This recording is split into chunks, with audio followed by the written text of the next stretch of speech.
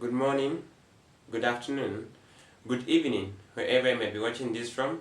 This is Cornelius Subinda with another video. In this video, we are going to tackle the 2022 Paper 1 Internal ECZ Additional Mathematics, question 10.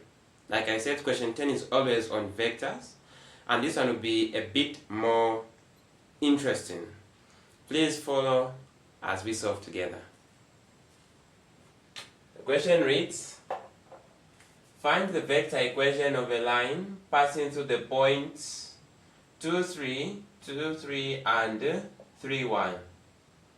B. Find the points of intersection of the lines with vector equations R1 is equal to 1 plus mi plus 2mj. That is your R1. And R2 is equal to 1 plus 3ni plus 5nj. Let us start with the question A. The answering of question A will be as follows. So the 2 points are 2, 3. Then we also have our 3, 1. So to find the vector equation, because that's the question, we always have to know the vector equation is in this form: xy as a column vector is equal to x naught, y naught, representing the position vector, plus the parameter t, or it can also be lambda. So in this case, I'll just go with t, plus t, then m1, m2, like that. So this is the format in which we're going to write our vector equation, and then we have these 2 points and these coordinates. This m1, m2 is called the direction vector, and the direction vector comes about as a result of finding a resultant vector. A resultant vector is a vector that you get when you add 2 or more vectors. So 2 is the minimum to form a resultant vector. So you add 2 or more vectors to give you that resultant vector. A position vector just represents a coordinate, just any type of coordinate on the x or y plane. So you need to take note that it has to be on the x or y plane. To continue, it means that we have to just name them. This would be x1, y1, x2, y2. Then we find, of course, our gradient. So in this case, we're going to find our gradient, but there's also a method too where you can answer these as vectors. So I'll use both methods, so I'll be really fast. So gradient m is equal to y2 minus y1, you divide by x2 minus x1. y2 is 1 minus y1, which is 3. x2 is 3 minus x1, which is 2, is equal to, here you have your negative 2. 3 minus 1 is 1, therefore m is equal to negative 2. This is your final answer for your m. But we're not looking for m, we're actually looking for this. This is called the direction vector. So the direction vector comes about as a result of flipping this gradient that we found. So this is a whole number, but just know that whole numbers, for example 5, we are dividing by an invisible 1. So here we have negative 2, we are dividing by an invisible 1.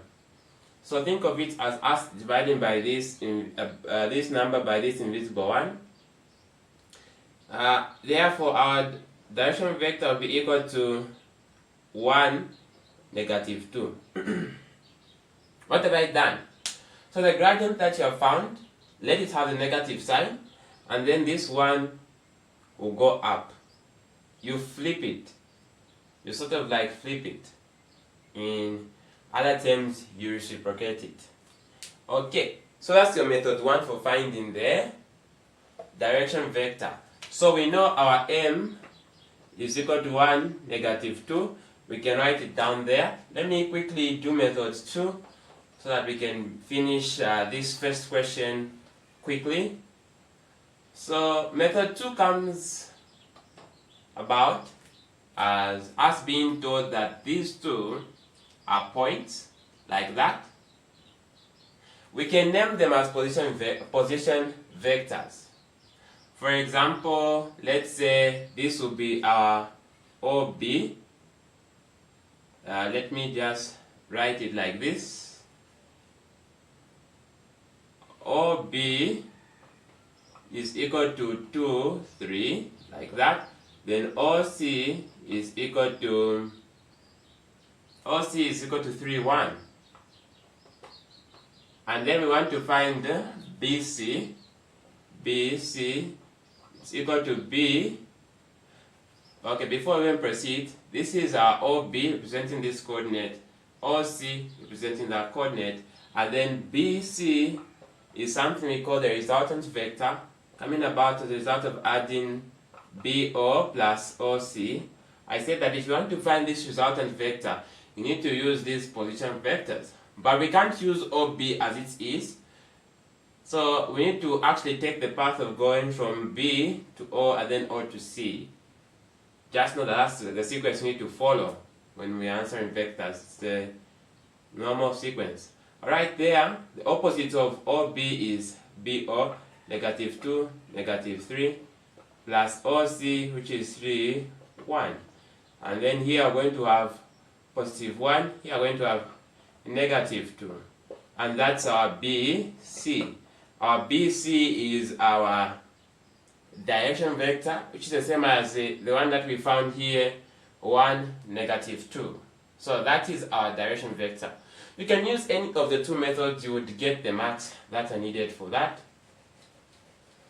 To answer the question now, since we know our direction vector, we'll just say xy is equal to, you get any one of these two coordinates because they can be used as position vectors.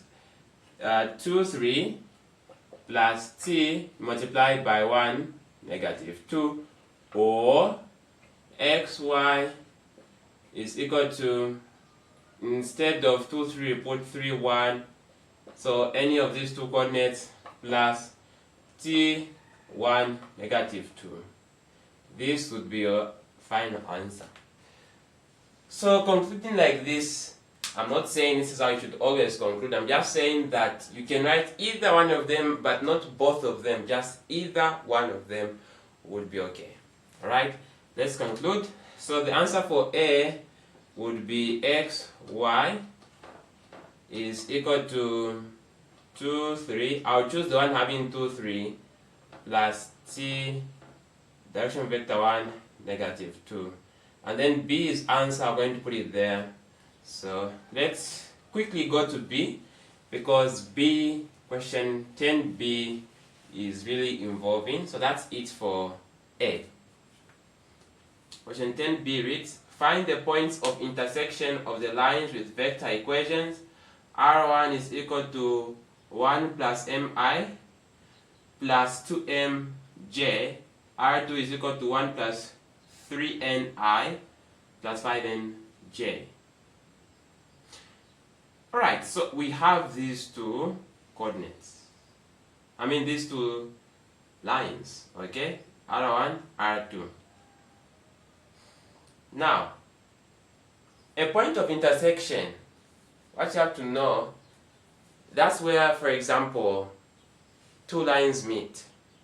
So where two lines meet, that's the point of intersection. So here, right here where this mark and my finger are meeting, it's like a point of intersection. At a point of intersection, the coordinates are equal. The components of the vector are equal. So one thing we need to note is that the coordinate, there will be a coordinate that will be along this line and along this line, and where they meet there, that coordinate that is right there where they meet, they will be equal. It will be one particular coordinate. I hope that makes sense. So what am I saying that components will be equal? At the point of intersection, the one having the I component and the one having the j component, they will be equal. That's one thing we need to note. So when you look at this type of equation, we have our R1 and our R2. Let's write them down here and I explain what I mean. So we have our R1 is equal to 1 plus m I plus 2m j. R2 is equal to 1 plus 3n I plus 5n j. Like that.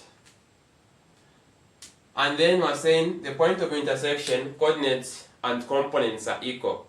So components of the vector, what do I mean when I say components are equal? The components of a vector are simply the I and the j components. So I'm saying that at the point of intersection, the I and the j components are equal. It means what is in the bracket having I here is equal to what is in the brackets having I there. Having j there is equal to having j there. Alright, what do I mean? So here, for R1 we have 1 plus m. We get what's in the bracket, we'll say is equal to, for R2, 1 plus 3n.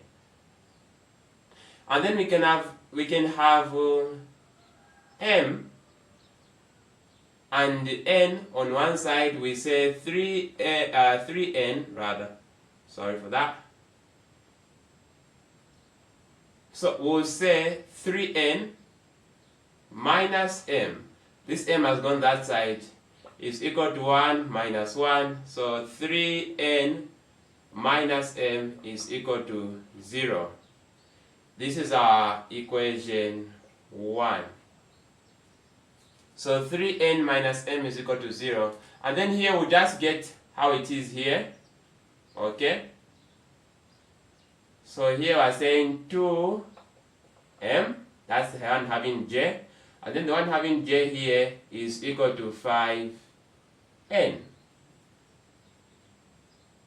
And then if you look closely here, we are simply saying that m is equal to 5n minus 2. So this will be our equation 2. 5n minus 2. That will be our m. Then to proceed, we'll say let m be equal to 5n minus 2 in equation 1. This is equation 1, this is equation 2. So 3n minus 5n minus 2, like that. So 5n minus 2 is one thing, so it needs to be put in brackets, just like that. Then we proceed, we'll say is equal to 0. At this stage, we'll say 3n, we distribute the negative sign, minus 5n plus 2 is equal to 0. And then here, we're going to have a negative 2n plus 2 is equal to 0.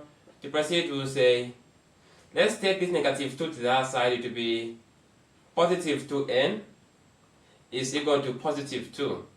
We divide by 2, we divide by 2, n is equal to 1. 2 can go into itself 1, 2 can go into itself 1, into itself 1, so into itself 1, n is equal to 1. Here we're saying let m be equal to 5n minus 2. So let us just erase this part here, just to create more space. We were saying that we need to let m be equal to 5n minus 2. So where there is n, we're going to put 1. So let n be equal to 1 in m is equal to 5, sorry for that, m is equal to 5n minus 2, so it will be equal to 5 multiplied by 1 minus 2, m is equal to 5 minus 2, m is equal to 3. and they wanted us to find the point of intersection of the lines with vector equations R1, R2. So, while I was saying this question is lengthy, we would think that finding the value of n and m is done. No! They did not ask us to find the values of n and m. They asked us to find the point of intersection. Now we cannot find the point of intersection without finding the values of m and n. So m is 3 and m is 3 and then n is 1. M is 3, n is 1. So we can just create more space. Due to the interest of time, I'm going to use that method for using the normal vector. So it means that we just change. Here we're saying 1 plus m there for our I. So let's write our new R1, okay, and our new R2. Let's just clean up there so that we can find the point of intersection. So 1 plus m, 1 plus 3 is 4i, 4i, like that. That's our R1. And then plus, here 2 plus m is going to be 2 plus 3, which is 5, 5j, like that. And then our R2 is going to be 1 plus 3ni.